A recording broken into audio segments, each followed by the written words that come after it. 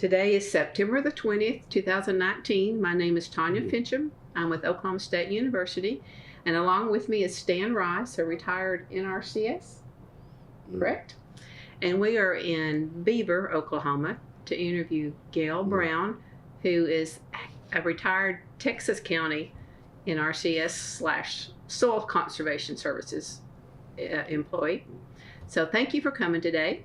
And this project is a collaboration between the Oklahoma Conservation Historical Society, the Natural Resources Conservation Service, and the Oklahoma Oral History Research Program at OSU. That's a mouthful, so we got it out there. Let's begin with learning when and where you were born. Okay, I was born August 31st, 1937 in Los Angeles, California. The reason for that is my folks had left Oklahoma to go to California to make a living. And my brother, I have a brother that's 10 months older than I am. So probably I was planned, but anyhow, that's where we started. And then I think we came back about 4 years later. I'd have to look to see exactly when we came back to Oklahoma. And we've been here ever since. So. Were your parents originally from Oklahoma? Yes, ma'am. Were they? Yeah. They just gone out there for better opportunity. And my father worked at Reams hot water deal to begin with, his first job, and then he went to work for a company called North American building airplanes. So that's what he did till we returned back to Oklahoma. So, and then where in Oklahoma did you return to? To Hardesty, then, where we are. Hardesty. Yeah. And what did they do there, your folks? Well, at one time, my father and his brother had a service station called the P&L. I have pictures at home. I could show these for that. But then they farmed. My grandfather farmed, my parents farmed, and then my brother farmed the land after that, and then I worked for the Soil Conservation Service. Okay. And so it's just you and your brother? That is correct. Okay. And tell us a little bit about your early schools. Okay. I went to Hardesty in 1947. We really had a big snowstorm, and people couldn't get to school. And that's one reason I blame it on. That's the reason I failed that grade in here. And so, but I went to school my entire education at Hardesty. Yeah. Okay. Same building? Yes, ma'am. It was. Yeah. Okay. And so, what year would you have graduated? 1956. 57. Were you involved with sports or FFA, 4-H, any of that? Yes, ma'am. I was not that good an athlete. I was more interested in the girls than I was practicing sports, and but I lost some of that interest in since then. But at FFA, our program was started, I think, about 1952, maybe. The FFA was started by George Roberts, and he was an excellent ag teacher. We had a good FFA, built a good foundation for it. So, do you remember? Did you have a particular project? I had. Well, one thing I bought was a Berkshire boar, and my brother and I'd go out and put mud in his nose, and then he'd blow it out then. But we had hogs is what we had, and then we had one. Him and I had a steer together that we showed. Then. Okay. So, yeah. And what's your earliest memory of the farm life? Well, the earliest memory, like I told Stan earlier, we lived at this one farm before the guy bought it from the people that told us we had the first option to buy it anyhow. And you know, raising pigs, I remember what we used to call slop. You know, you slop the pigs instead of, you didn't waste anything, and so that was some of the first thing. And then we had a mulberry tree out there by the pig lot, and if you went out there and played, you got those mulberries all over your pants, and they wouldn't come out. Then I told my wife once about my mother making a mulberry cobbler, and come to find out, I asked my mother, no, I never did make one. So that's early farm days, you know, and the lug tractor. My father converted a lug tractor to a rubber, and I told Stan a story on that earlier that he had this acetylene, there was carbide acetylene, and it dropped the carbide down into water and it generated the gas. And he was scared to death of this thing because the pop-off was a rubber off of an inner tube with a cap over it in case it got too much pressure and bought off.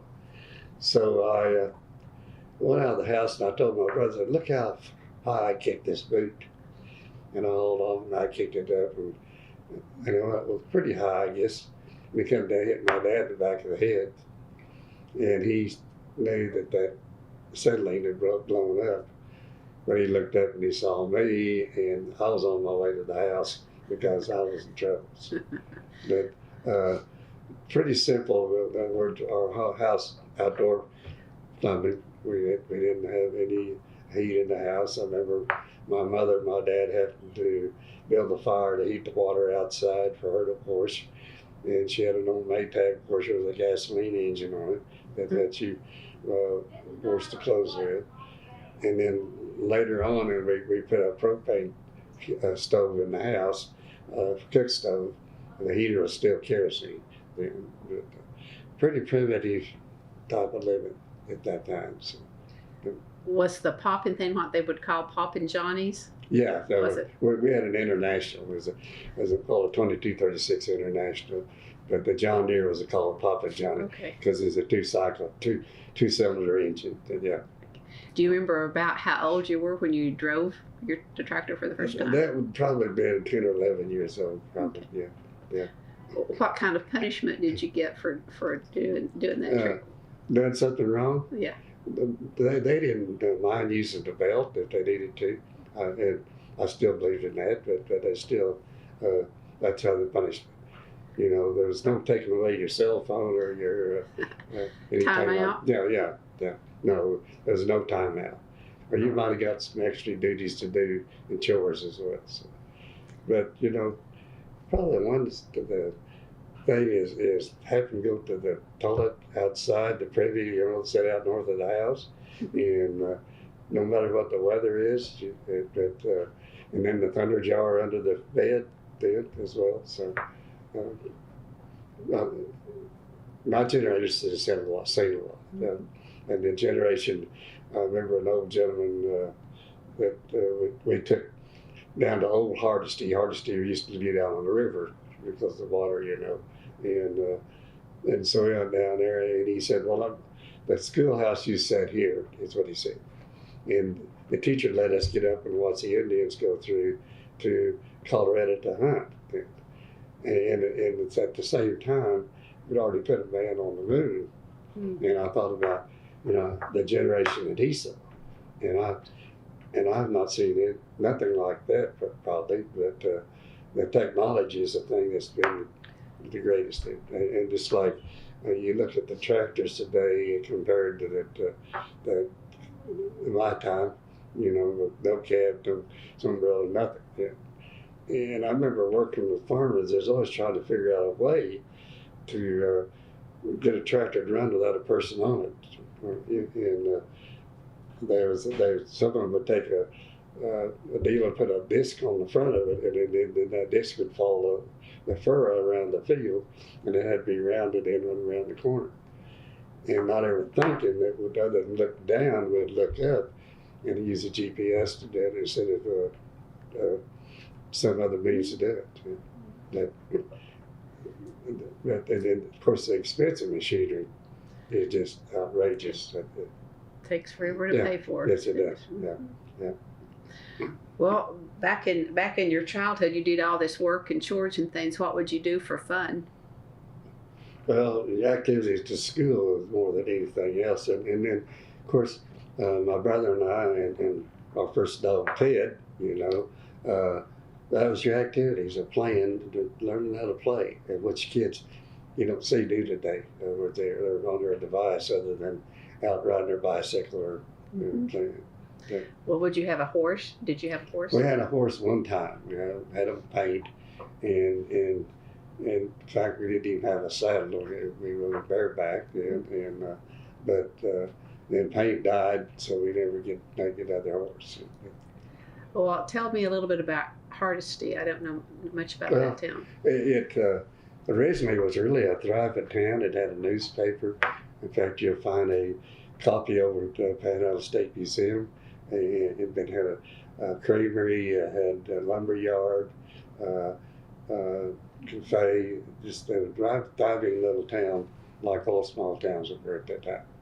And they had to haul their grain to Hooker or to Guyman at that time, so, which is 18 miles away. Okay. So you graduated, and then what did you what was your plan? Like your senior year, what was your plan? Okay, I had joined the reserves, more or less to keep from being drafted in. And so I graduated, I think, about the 6th of May, and I think on the 12th that I left for boot camp at Fort Chaffee, Arkansas, and was there 2 months for basic training. Then I went to Fort Leonard Wood, Missouri. Then I come back and I started school at Panhandle State, and they made us take ROTC, which we didn't like because we'd already been down that road, but we did have it then. But anyhow, they got to be a company commander, so that took a little relief out of it. So after 1 year, I got too smart, and so I quit college. And I was working at the farm, and this is I don't know how the Lord put people in places then, but anyhow, I was moving a tractor from one field to another one day, and Roy Bailey with the SCS stopped me. He said, "What are you going to be doing?" I don't know, so I had no big plans. He said, "Well, you want a job?" Well, I might. So and he'd become acquainted with my parents through H.H. Fennell that got information from farmers' yields and things like this. So he's working out of Texas, and he'd come to Texas County, and he'd become acquainted with my parents, and that's how he knew me. And so that was the beginning of my career with SCS through that particular one day. So, and he said, I don't know whether I did you a good job. I asked you to come to work or not. So I worked with him for 15 years before he retired. So you had to go into a bigger town to apply, or was it there in town? I went to Guyman, 18 miles away, and I drove that all of my career. Then I lived in Hardesty and educated our children there. So. Okay. And you were in the same county office for your entire career? That is correct. That's correct.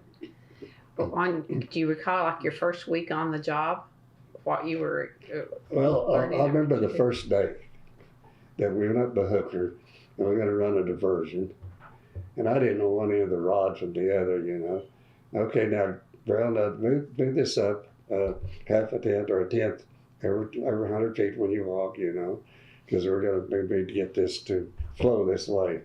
And that was my first day, and I thought, well, I don't know whether I want this or not. But, and Stan knows this too. For 1974, we finally got a pickup with an air conditioner. And of course, I had a pickup ready to go in, but the boss's pickup wasn't ready to go in, but the boss got the pickup of the air conditioner. And that was our first day of the air conditioner. And around 1966, we was doing a lot of work up around Elkhart, Kansas, which is about 45 miles away. And it was really hot, dry at that time. And time you drove back to Elvis, you had bite nails. I mean, you was tired, dirty, and hot. And their boss would be sitting in there in these desks where it's cool. And you better not say anything to me for a while because I got to cool down first. But the conveniences they have today is a lot better, and we wasn't allowed really to have a radio in the pickup, and we'd put one in there. And then we had this, a guy came out about once a year to inspect our pickups, and you always took it out before he got there, so you didn't get in trouble. So that a lot of changing times. Did you get to drive that pickup home? No, absolutely not. That's what I was no. It was parked at the office every night. So, yeah. And how did they keep track of your time and what you were doing? Well, we kept a diary every day. In other words, what you did. You wrote down what you did that particular day in your diary, and then they picked that off there for the timesheet then for each pay period. Was it typically a 40-hour a week? Yes, ma'am, it was. Yeah, typically. Yeah, 8 to 5, 40 hours a week. Yeah. What were some of your tools of the trade in those early days? Well, of course, I was a conservation technician, and Roy Bailey and I, another technician, we did all the survey in Texas County as far as building a pond or terraces or diversion, irrigation. And I'd say here that the change that took place when I went to work, irrigation was becoming new because this September the 2nd, 1958, when I went to work at the Soil Conservation Service. And at that time, irrigation was in its infancy. I know we dug our first well in 1954. And so then what we did, we went out and we located the high place of the field, excuse me, because you had to use gravity flow for an irrigation ditch with the tubes. And we had to locate the high place so they could drill a test over there and drill a well. And then we'd run a ditch, survey an irrigation ditch for them to irrigate out of, so they could use the tubes to irrigate. And we think about the changes from that then till sprinklers. And we did a lot of land leveling. Stan remember that, but we did a lot of land leveling, make a topographic map, and go in and then figured out the grade on the field. Mm-hmm. And then I remember one particular farmer named Russell Weeks told me once, he said he had a valley sprinkler as a water drive, and they took a lot of maintenance, a lot of time, and he said if I would get rid of this pile of junk, I'll never have another one. Well, then he did, but that's because the electric sprinklers come in and they did a lot better. So, but it was quite a transition from fur irrigation to the sprinkler systems. And then as your career progressed, it continued to change? Yes, it did. And through that period of time until 1985, and we had the CRP come back in. And we did we had over 200,000 acres in Texas County in CRP. Mm-hmm. So it took a lot of time to do check it each year and get it seeded and maintain it then. And that, because for up to that period, there wouldn't be a day that I wouldn't take my instrument out to pick it and use it, And then after that came about, and sprinklers come in, we couldn't use the instrument as much as we did then, and we had to focus more on the CRP at that time. So. Well, as these changes came along, how would you learn the next part? Just trial and error, I guess, rather than anything else. Yeah. And go to meetings, or someone come in and teach. Yeah. Well, in Texas County, what were some of the main issues you were having to deal with? Water obviously is one. Well, irrigation was really a big priority, a good part of my career. Okay. Developing of irrigation systems, and my really talk about just a little bit the changes in that. But when we started out, it was using fur irrigation with the ditch and the siphon tubes, and then we started getting some underground pipe, in which they used concrete pipe at that time with 3-foot joints, and they'd mortar them together. It's a mortar joint, and did a little bit of that, and some plastic, and some of the first plastic they tried to rodents would eat it up, and so that didn't work. And so then before we really got into that, we started using aluminum pipe, and they might have a half a mile of pipe laid out to irrigate out of it. And so it's a continuing transition of underground pipe, aluminum pipe, and then for the sprinklers. So About how many were in your office, people-wise? we usually had the DC. There was two of us conservation technicians, and we usually had a conservationist. That's all we had. Well, did they send you? Did you have to go back and get any more education, or was No. My boss said we didn't have time for me to do that. In fact, you're supposed to have an orientation, and my boss said I was too busy for me to go, so I never did go to the orientation. So I'm still waiting on that. Well, while I'm before I forget it, I want you to tell us about your Ford, your car. First day. You know, when you're young, you drive by the car a lot, and if I could have that car, I'll be happy the rest of my life, you know. And so they had this 1958 retractable hardtop, and a guy named Ralph Brown, which is no relation, was driving it for his demonstrator, you know, that had the demonstrator tag on. And I saw that, and man, if I could have that. And my first car was a 55 Ford that I drove to college. And I wiped it down every day, you know, the dust off of it and things like that. And so I decided to buy this car, and at that time it was $4,200 in 1958. And that was about $1,000 higher than a regular two-door hardtop car. And so I buy the car, and I kind of made a mistake. My buddy and I went to Red River, Mexico, and we came back to Hardesty, was driving around, and I had some cousins that lived on the west end of town, and so I stopped there, and I saw this girl over across the street, and she was there with her mother because her sister had a baby and they was there to take care of her. So I said to my cousin, I said, go ask her if she'd like me to test best two good-looking guys in town. And, you know, well, she never had seen the two good-looking guys in town. I said, yes. So she came over and she met us in. So that night, the next night, I guess, I had a date with another girl. So my buddy would go back to Red River. He took her out. And so the next night after that, they was having a revival. Ice cream session. A what? Ice cream session. Oh, okay. So I took her to that. Well, then I had to go to summer camp then, the next summer. And so I went to Fort Smith, the champion, to the summer camp, come back, and she said, you ought to come to Nebraska. I said, well, I've never been to Nebraska. So that was my next mistake. So I went to Nebraska.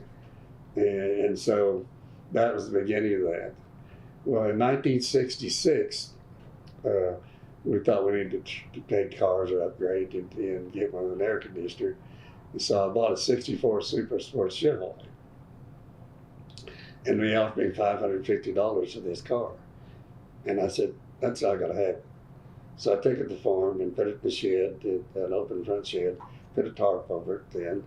And so we've kept it all these years, and I've done some upgrading on it because you have to at that age then. And so she suggested that the tag on the car say first love. She said, that's your first love, I'm the second love. So we still drive the car. In fact, I had planned to go to a car show 2 weeks ago, and she had a class reunion in Nebraska, so we went to that instead of going to the car show.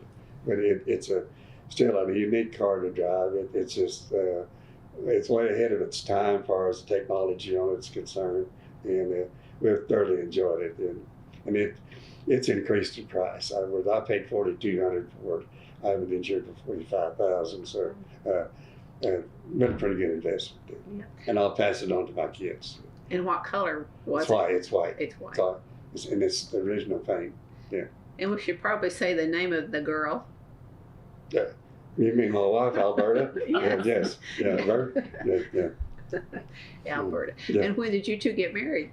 In May 30th, 1959. We got married on Memorial Day, so I can remember what it was.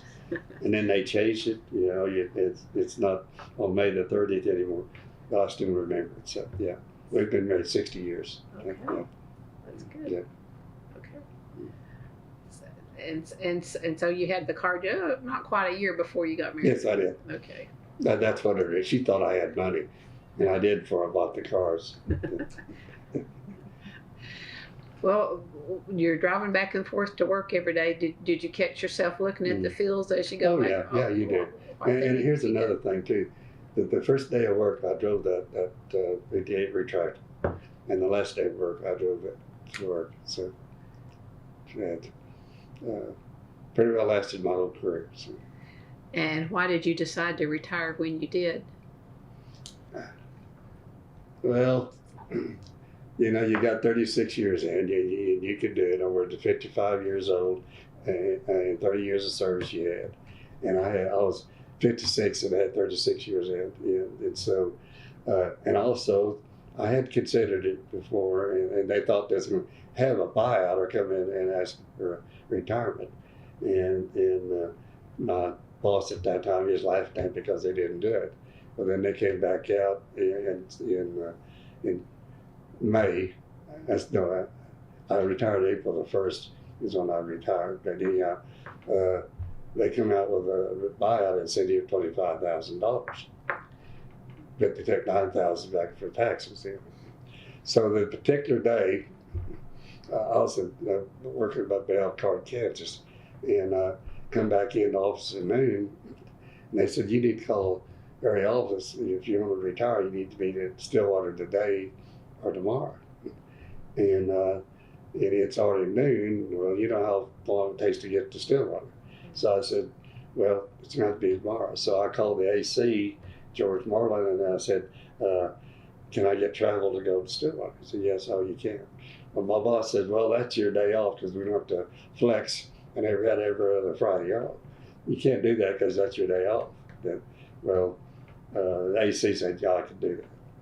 So we get up on April Fool's Day, April 1st, and we drive to Stillwater and get there about 11 o'clock, I guess, and walk out at 12 o'clock. I'd retire. You had 3 options that day. You can retire today, you can wait 2 weeks or not retire.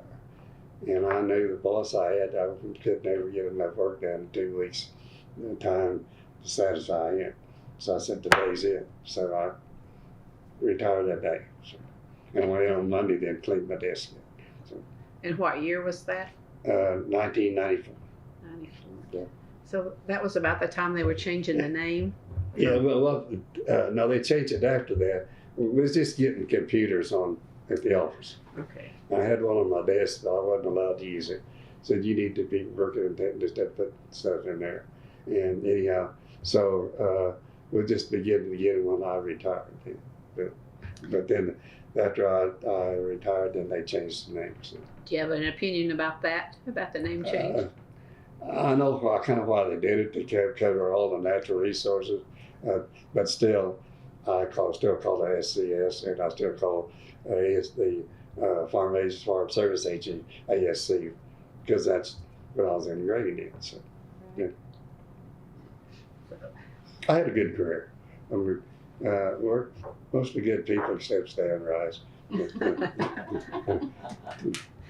no, I didn't work with excellent people. And I'll say this, I never changed anybody I ever worked with. Some of them might have changed themselves, but you learn pretty quickly early on that you don't change people, they change themselves, you know. Maybe you can give some tools to work with. So. Were there eventually women in your office doing? Yes, there were. Doing yes, there were. stuff other than secretarial work? I had one particular lady that I was training in CRP. You had to go out every year to do a status check on its checking, and I always drove the whole field to make sure I knew what everything looked like. And she'd fall asleep over there, and I'd say, I'm calling her name. You need to wake up because you're going to be doing this one of these days. You need to know what you're doing. And finally, I went in one day and I told the boss, I said, you know, you're going to have to work with her a few days. I've got to have a break on this. But so I got a break from that. So. Yeah. And that was during that time too. They switched from the chief being a career man versus an appointed person for the head of the Soil Conservation Service. Well, the state office, we never was political appointed at the state level. Over to the FHA and ASC were political appointees to the state, okay. But ours was usually somebody up to the ranks or from somewhere that we did, and that was kind of good too. That you didn't have to deal with that. Well, during your career, did you have a particular farmer that gave you some troubles, challenges? No, not really. Words that we had two brothers that was completely opposite, and it's always George and Louis is what their name, and I'll go back a little bit. And I was out there one day, and he said, well, George and Louis once said, you see that brand on that hat, those cattle? And I said, yeah. He said, well, it's IOU, because we owe to everybody, and that's what their brand was, IOU. But the difference in the two brothers that was George was a little more pushy than Louis. Louis was always very calm. And my old boss, he said to him one time, George, why you give my employees such a bad time? I just want to see if they know what they're talking about, as he said, But really, I was really lucky that I seemed to get along with the farmers well. And I always felt like if you was truthful with them and firm with them, it worked. And things are going good. Because I don't know of any of them, I've never had the boss come say, hey, somebody's complaining about you. Mm-hmm. So, but I was really fortunate there. And then another thing, living where there's good people, that to stay in this particular area, you got to have a lot of grit to go through the good times and the bad times. So. Did you ever think about switching offices? Not really. No, different county or? No, I did not. I was happy with my county.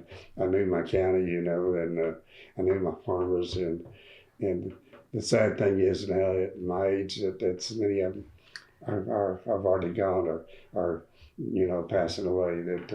And that anytime a friend or something passes away, a part of you is gone. Mm-hmm. So. Do you have a particular highlight, one of a special day or two, or thing that happened? I can't think of any right offhand that did anything. I'm fortunate enough to work with some good people that came in there and then went on to do other things, like Stan here and other individuals that I worked with.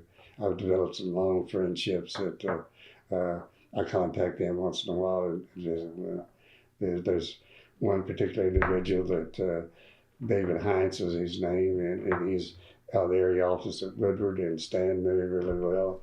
And I'll talk to him about once a year. And but he was an individual that very calm, and just a nice guy. So. And a lot of them, almost all of them. Did you have a mentor or someone that influenced your career?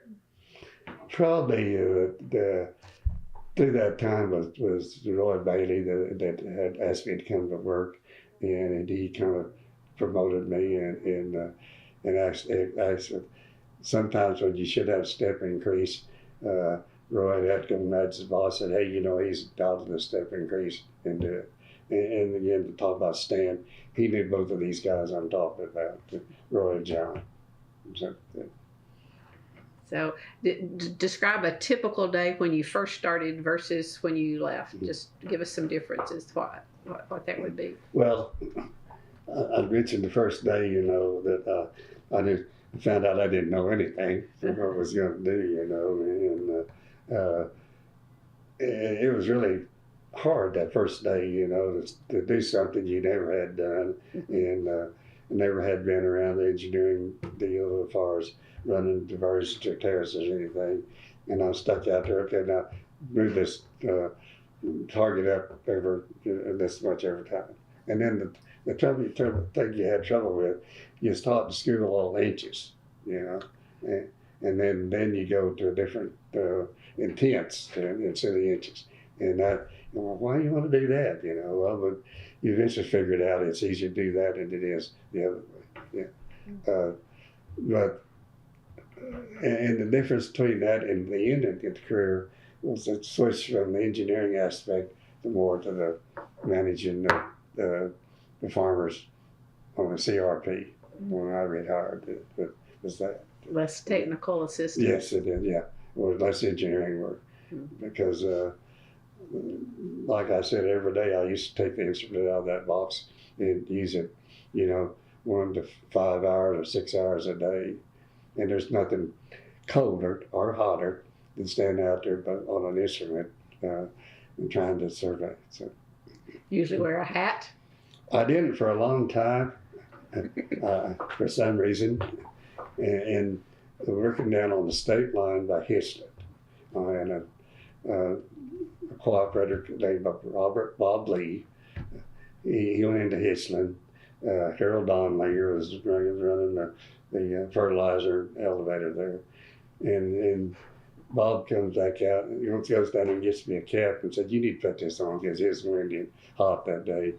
And so I said, "Well, I need about 3 rolls of toilet paper to get this thing to work, not hit." But then I started to wear one after that. And probably, when you look back, you should have probably protected yourself. So, but that wasn't part of the. No, they didn't tell you to. So. And that's like any other thing we do today. It's completely different than it was then. I mean, as far as protecting your skin. Well, since we're talking about changes, has Texas County changed much as far as from the conservation side of things? Well, we never did run as many terraces as like in Beaver County here. They got more rolling land than we did. So we had a minimum amount of terraces to do. And primary during my career was irrigation to development systems and things. And then, like I said, at the end of my career, then was when we got the CRP, and it took so much of our time to do that, to write the plans, get the seeding done, get the maintenance done, and everything. So it took a tremendous amount of time. But there was a major change in what we did at one time. And I've not, I don't think today that they do nothing like we did as far as engineering is concerned. And like, we had the plan, that each farm had a plan and had a map in it, but then when you went and did something, then you went in the notes and documented what you did for further information later on. And I understand today that's all put in the computer, I don't know whether it's a hard copy of that or not. Do you, Stan?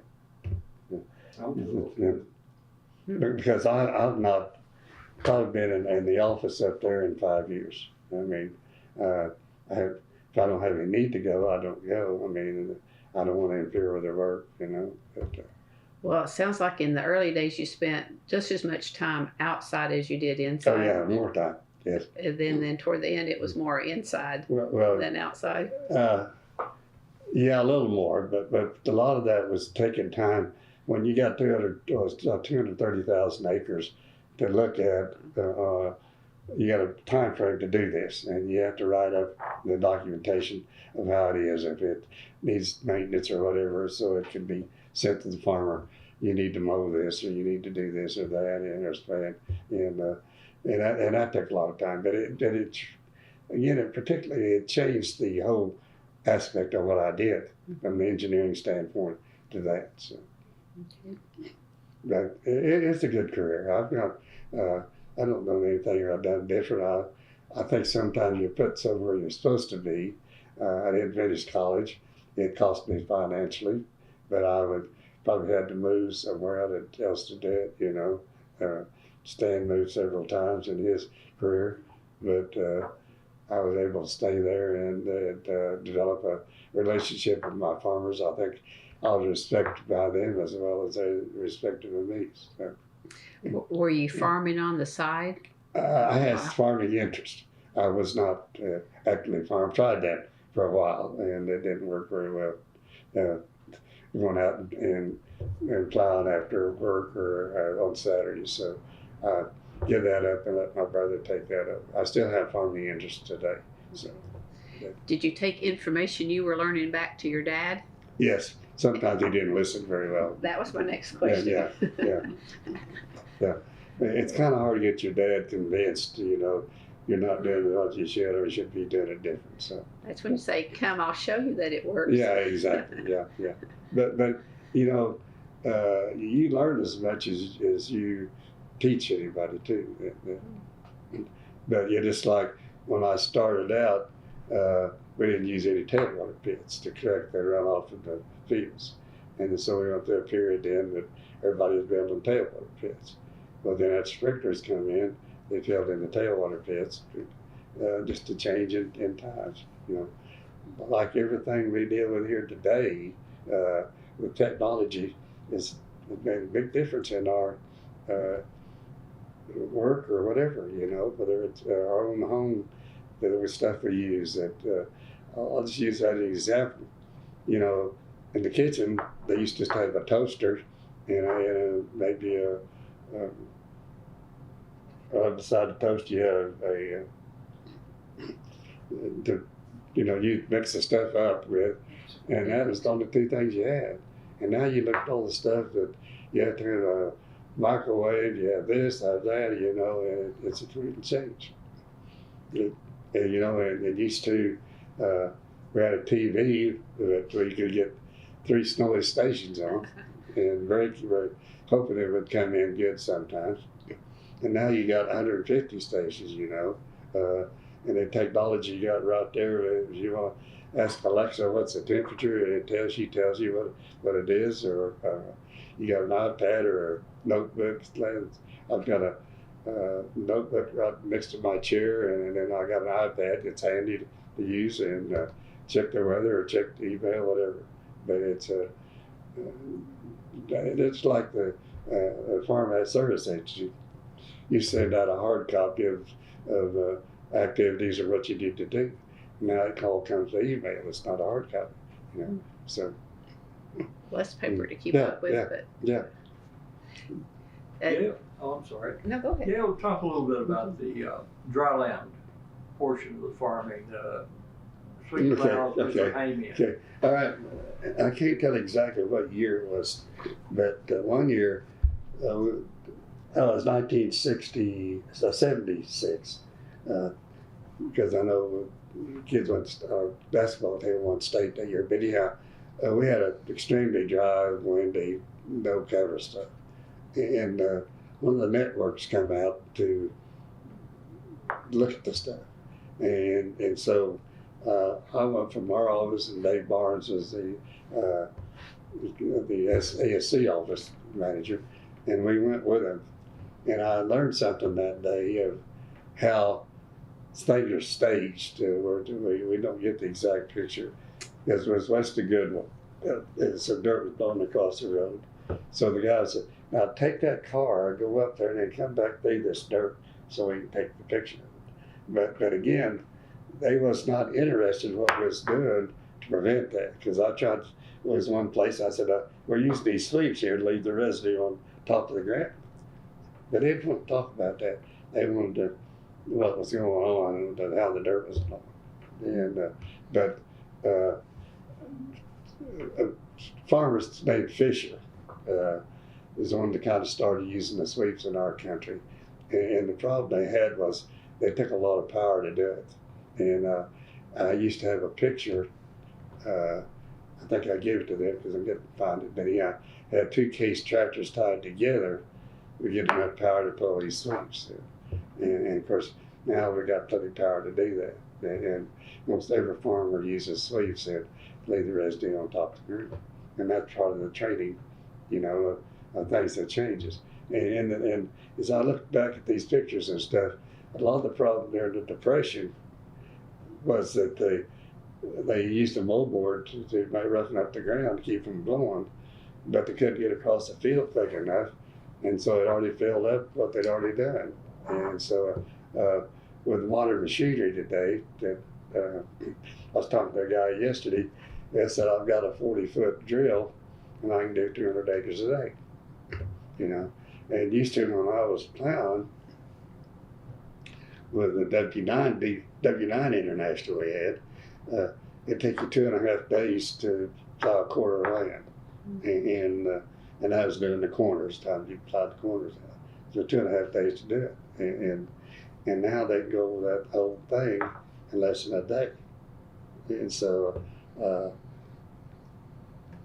it's all about time and it's all about people. I mean, to use less people with better machinery. And we've had a change in Texas County of, well, in fact, we didn't raise any corn until we started irrigating. And then they started raising corn for inches and for grain. They raised only milo. And now we've got cotton coming into Texas County. But a new cotton stripper with a baler on the back that's attached to it is between $800,000 and $1 million to buy. So, and then the price of the combine. I have what farming I'm doing. I have a custom farm, and my guy that does it is a local farmer, and he don't have the newest combine, but he said he's spent $50,000 on repairs the last 3 years, and he said I'll cut your weed, hoping to make enough money to pay for the repairs on the combine. But and the amount of money they have to handle today is just astronomical. You know that he told me he bought. One reason I use him is that my brother and I decided to sell our irrigated land. We had 400 acres of irrigated land, and we decided we had no children wanted to come back and farm.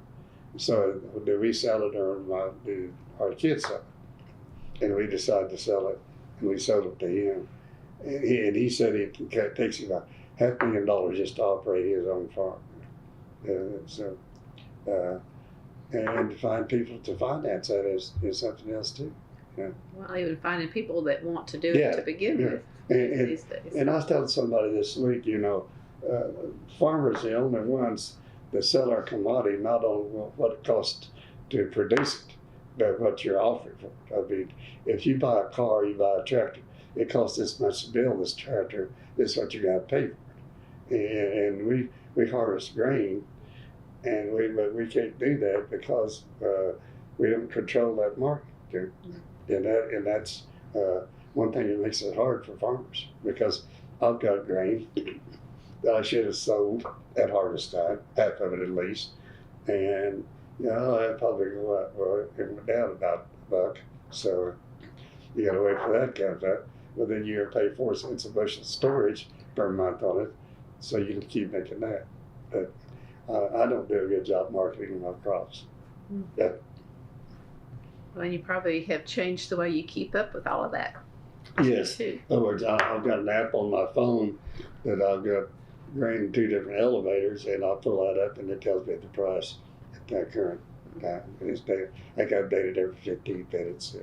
And I know working with farmers, used to the grain markets come on in the afternoon. I've got to listen to the market and see what they're doing. You know? And now you can get it instantly.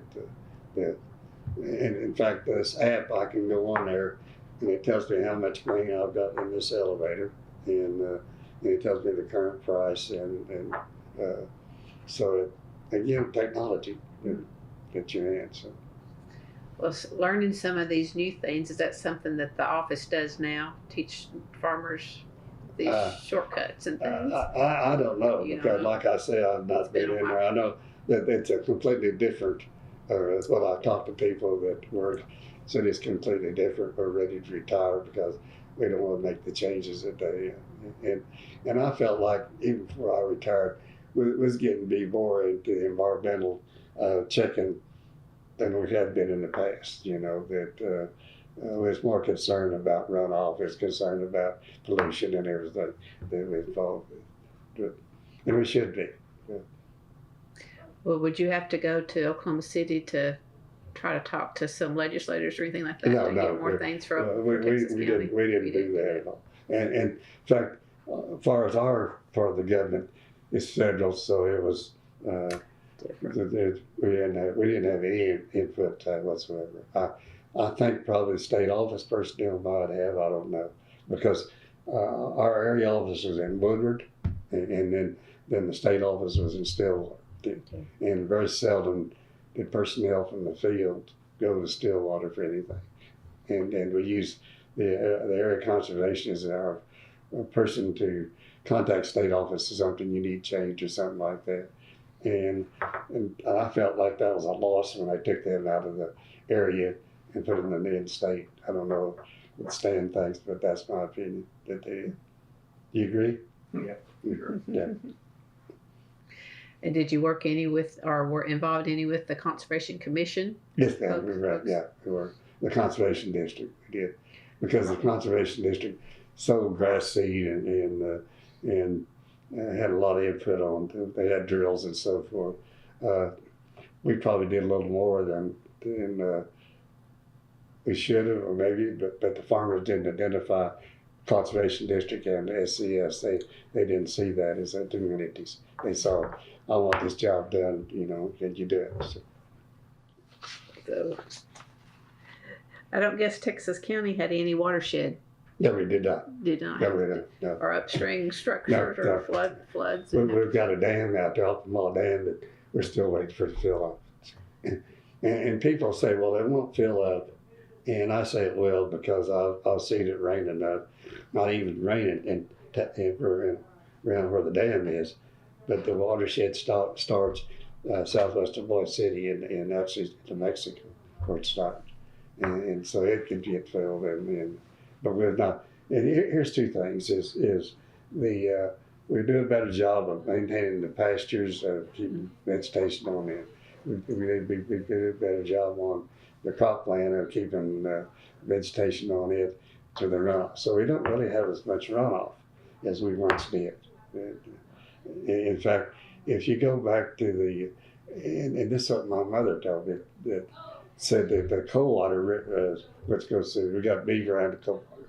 And she said when I was a kid, she said that it was really narrow and the grass would go down over the edge of it, And then I think in 1940, after the Depression, it was dry, they had some really high intensity rains, and it washed it out wide at that time. And when I was a kid, we used to go down there and camp on the river. Boy Scouts we did, and we'd play in the river and minnows would be in there and stuff like that.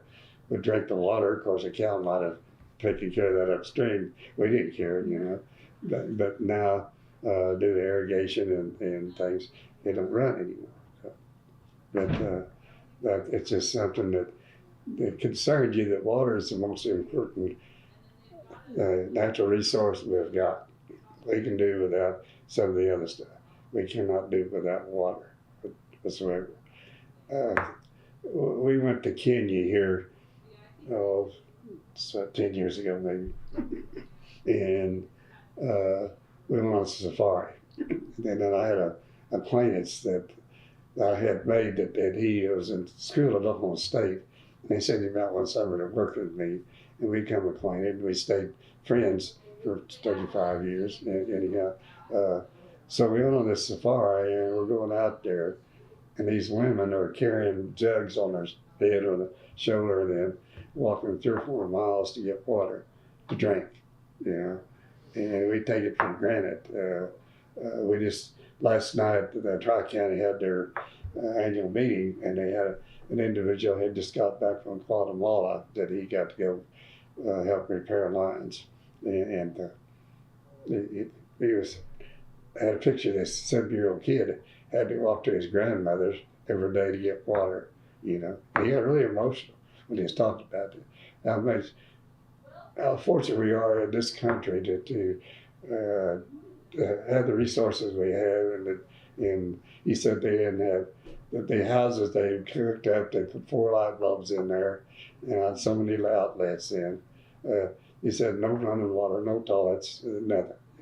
And we think about society today, in 2000, almost 2020, and think about all the things we have, and don't even think about it, that other people in our world don't even have those things. Yeah. So. Kind of goes back to when you were growing up. Yes, it does. Yeah. A little bit. Yeah. and you can appreciate, you know, not having electricity or outdoor toilet or whatever, and the water in the house. Because I know during harvest, my dad would hire usually 1 or 2 people to help with harvest. We had a tool-type machine at that time, and you know, you had to have people, one on the combine, one on the tractor, one on the truck, and you didn't have a grain loader at one time. You had to just to get it off the truck anyhow. But our shower was a 55-gallon barrel in a windmill that the sun heated it up during the day, and then you come in at night. Well, you had there's no enclosure there, and that's how you showered then. But and using resources best you could. But things are created out of necessity. I mean, we go back from the side using it. There ought to be a better way than doing this, you know. Well, let's do the binder. And people create things just like carpenters. The nailer comes by, oh, there ought to be a better way than doing this, you know. So let's make a nailer to do that. And that's, you know, the United States we live in is creative. And Well, in your job, did you get to do some of those creative solutions as a technician? well, yeah, maybe some, but and sometimes things see things need changed, and they can't be changed from the bottom up. It has to come from top down. But they just sometimes don't listen to it. We had to do some things to, like when we would survey a piece of land, there was say a quarter of land. You'd either do it on a 100-foot grid or a 200-foot. And we use a 200-foot to do a preliminary to make a decision. And then the areas we're going to level, we went back and did them 100-foot. So that we had so much of it to do. At one time, we did the staking. You had to take layers and stake it to make a grid so they could do it. And then we finally said, well, you know, we can't do this. So I made up a deal that was a square like this, and I had little flags in every 100 foot or 200 foot on this thing to show them how to display how they could do it, you know. Just, you know, to teach them how this is what you can do to do this. So, but I think every job you have, you always look for an easier way to do it, you know. But, and I know the change that we had when the instrument that's trying to laser level, that I was thinking that it kept that on people. You didn't have to have 2 people. You had a laser that set up in the center of the field. Well, the family, we used to do a topographic map. You had a guy on the instrument, and you had a guy in the pickup just lining up these things, taking a shot. And you could take a shot in about 2 seconds, and you had it like this. Well, then if you used a laser, then you had to run the receptor, what they call it, Stan, to run it up till it beeped until you was on where it was. Then you had to read it and write it down. So I know I checked that. It didn't save any time because it took twice as long to do it as an individual as if you had 2 men. But then the thing of it is, with any company, any job, is to get rid of people. That you don't have to pay retirement, you don't have to give them vacation, and things like this. And that's where we live in, is save employees much.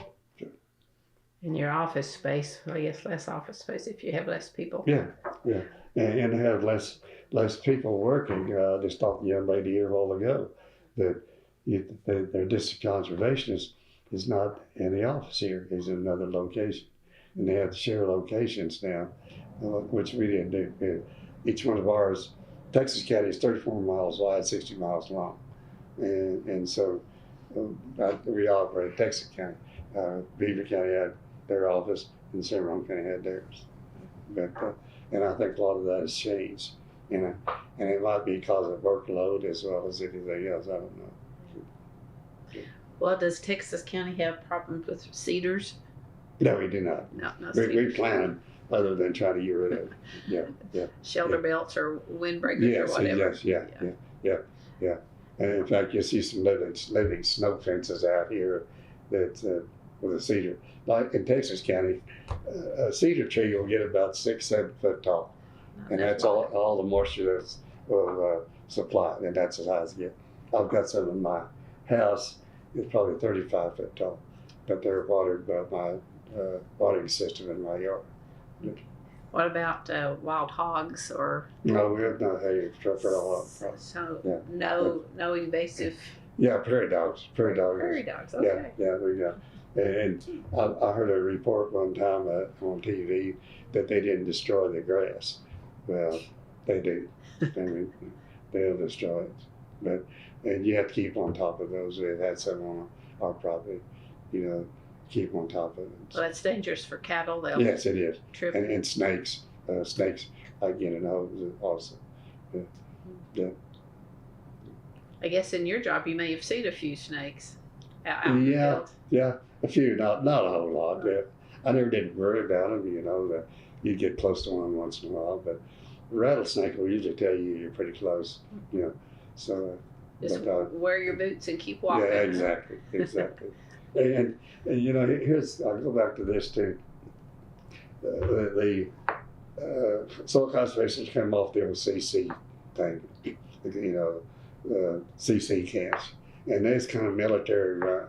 And the first two guys I worked with never wore anything different than khaki pants. That was the dress code, and that went back. And then my first government pickup had the old military, the government emblem. That's a kind of what's it back? It's a federal emblem. Yeah. But that was on the side of the pickup.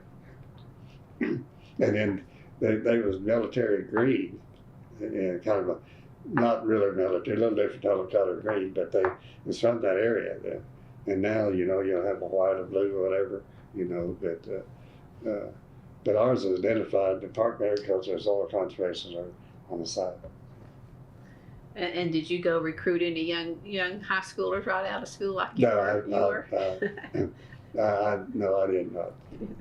And I think anything you do as a career, you say to your kids, you might all try to find something else. Because the time you get through your career, you're retired, tired of doing that, and you really don't want to do it anymore. But I've never, on my kids, I never did try to tell them one career or another. My son became a coach, and I didn't encourage that. I just told him when he became a coach, I said, you might always buy you a motorhome because you're going to be going from one job to the next. So he's been pretty lucky. He's been in the last school for 25 years. So, Worked for him. Yeah.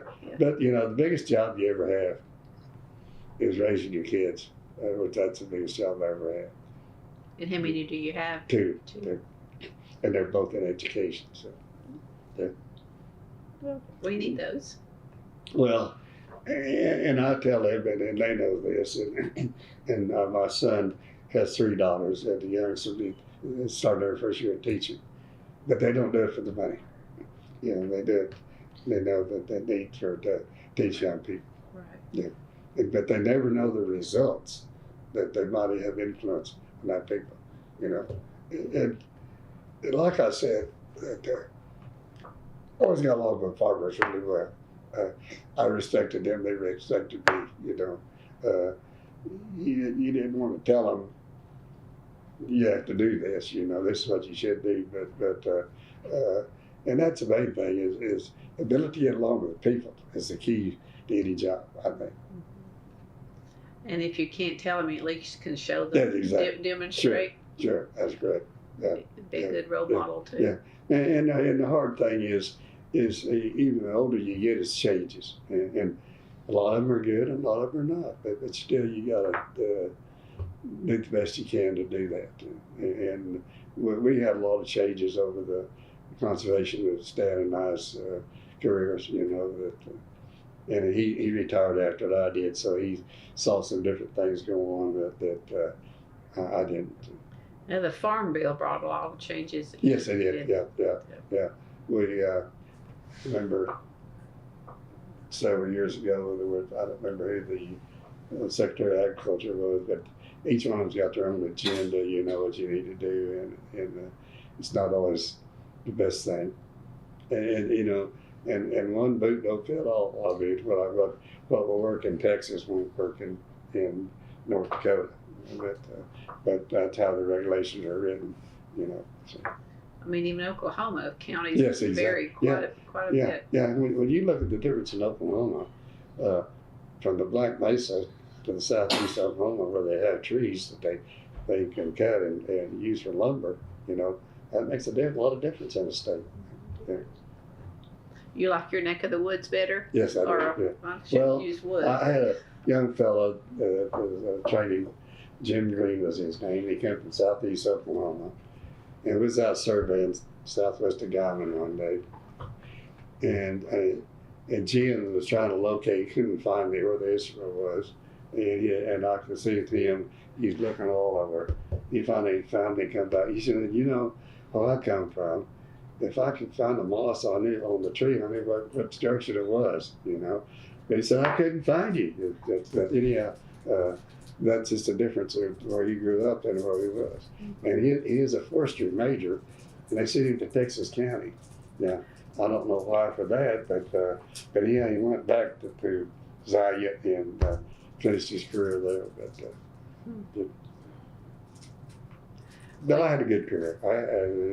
You know, nothing better than good farmers to work with and good people, your associates you work with. And I had a lot of good friends over at Texas County that I still respect, you know. It seems like the whole agency, once you got started with it, you liked it well enough to make a career Yes, out of it. I did. Yes, I did. But and here's what kind of bothers me is I watch this in business or farming. The third generation usually it disappears, and I know this. His dad will remember this guy. Aubrey Earhart was his name. Lived there east of Guyman. Is a farmer and started into irrigation. We worked with him over the year, and he had some health problems. And his son-in-law come in to farm for him, and so then the son-in-law dies, and his daughter dies then, and so the land sells because Aubrey, third generation, we're getting rid of it because they had one daughter. Well, Aubrey had one daughter, then the daughter had one daughter. Lived in Dallas, and so Hitch's mom owns the land. And this is what continued to happen. That the bigger farms can get bigger, and the smaller they can't do it because used to in our country, if you had 160 acres, you had your hogs and you had your chickens, and you lived off the farm, you know. And now you got to have multiple acres to justify the machinery you use. And then the other thing that came in probably during your service was insurance, crop insurance and subsidies and all that. Or even when I went to work, we didn't have health insurance. Mm-hmm. And right after I went to work, we started getting health insurance, you know. And then like you said, the crop insurance was just something that passed. And then you had acres, you know, allotments that you could find so many acres there. And they finally relieved that. And so the tremendous amount of change in farming operation and things that involved in. Do they do no-till here? I mean, yes, in Texas County, yeah. Texas County. And especially there's a new move on the irrigated stuff that they use no-till on it as well, because they can precise plant anymore. And you buy corn by the seed, how many seeds. That's how you buy it is the amount of seeds in that sack. So. And the primary crop is wheat, or? Yeah, primary is, yeah. Especially on dry land it is. And then get the eastern part of the county, it'll say you get into more Milo than you do in the western part of the county.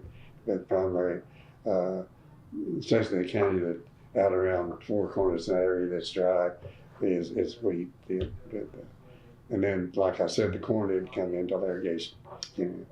And then the cotton come in is for a couple of different reasons. Is that it takes less water than corn does, so that alleviates the expense. I don't know, I'm not familiar enough with the input, but then about 40 miles south is a gin now, real large gin. That's what I was going to ask. If cotton wasn't here before, they'd have to have a gin or transport it. And you talk about even a guy my age that grew up on a farm in southwest Oklahoma, they pick cotton, you know. And a gentleman that works at the school told me the other day, he said, you just ruin your hands because that bowl was, I don't know, did you ever pick cotton, Stan? Oh, yeah. Okay, yeah. Sure, you don't work for the government. Yeah. For that cotton patch. I was told they don't pick, they pull. Yeah. I don't know the difference, but you pull. And another friend of mine I worked with said, Brown, it's not a picker, it's a stripper. You know, and I didn't know the difference anyhow, because I didn't know anything about cotton. And it's like that is an industry that's changed. I remember driving down the Hollis, and it had all those trailers, and the road would be just white along the road of cotton that blew out of the trailers. Well, they kind of went to those big modules in and that, and they hauled that in a closed truck so they didn't go on the road.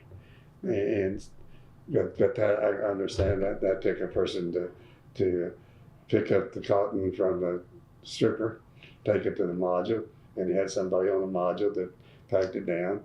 Then you had to get a truck and come and pick up the hay from the cotton from that, take it to the gym. Well, now there's one machine strips the cotton, bales the cotton, they come and pick it up and take it to the gym. And it did away with machinery and employees. Yeah. If you can afford on it. So. An example. I used to have a combine. I used to cut wheat. There was my helper there, my truck driver. And I got $2.50 an acre to cut wheat. And up to 20 bushels an acre, then you got 5 cents a bushel over that.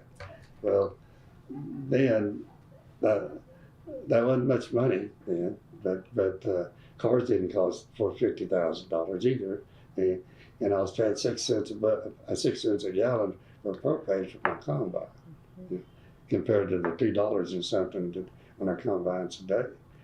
And I think you could, I think cutting went from $14 to $24 an acre this year. That's what it was. And I can't remember off the top of my head what I paid, but I know when you add in what you pay for to cut it and plus to haul it, you know, well, before I cut anything, I had $57 an acre in the ground for spring and a disking and seeding. That's without any fertilizer. So it really takes a good managers to work today. You have to know your math. Yes, you do. Yeah, and have a lot of good luck, or you want to call it luck, helping out. So, and that the weather works in your favor. Yeah, and here's an aspect that or do you look at the price of commodity today? Probably not much difference in the price in 1950 than what it is now. But the input cost is much more tremendous. Now you've increased the yield by a little bit better farm management on summer fallow and so forth, and better seed. But I don't think you've made much headway for the markets. Well, on the day that you retired, well, I know you retired in Stillwater. Did they have a party for you in the office? Yes, they did later on. Did some of the farmers come yes, in for it? Yeah, and this is good, you know. And the thing that we've come to in society is, used to retirement was a big issue when my father-in-law retired, but it's now you get a handshake and out the door. More or less what happens today. Because I know when my first boss retired, and then when my fellow Roy Baker retired, we went all out, you know, did a real big job on that. And mine, there was some effort, you know. And then one thing that happened too is that where they had it was at Lindy's, and they served alcohol, and we had some board members and so forth wouldn't go because of where it was, you know. And but that's neither here nor there. So. Did they replace you, your position, or did they change that? Well, there was two of us, and when Roy retired, they didn't replace him. I was a technician, only one we had, and I don't know if they replaced me or not. I mean, I'd have created the vacancy. Replace him.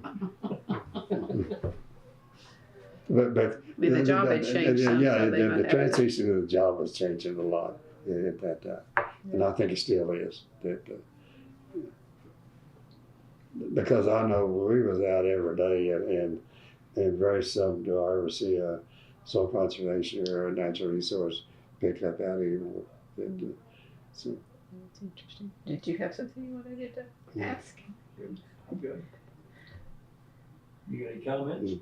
You know, it's a job that's by the government, and really I limited myself not finishing school because to do what Stan did and so forth, I had to have a degree, and I didn't finish that, and so I had to pay for that. And it cost me several dollars, but still, I think the good Lord puts you in places that you're supposed to be. Yeah. Yeah. Texas County was lucky to have you too. I guess It sounds like. I hope they felt that way. Yeah. Well, we've covered a lot. Is there anything that I don't know to ask that you want to add? Well, I think this too, you know, the support of your wife through your career, and somebody to come home and you know, they didn't treat me well today, and they'll agree with you, you know. And I think that's really important for anybody to. I would agree. Well, then my last question is, when history's written, what do you want it to say about you? How do you want to be remembered? Well, I want to be remembered as a good employee, likable employee that just said a good, well done job. Okay. I think we're there then. All right, thank you. Thank you.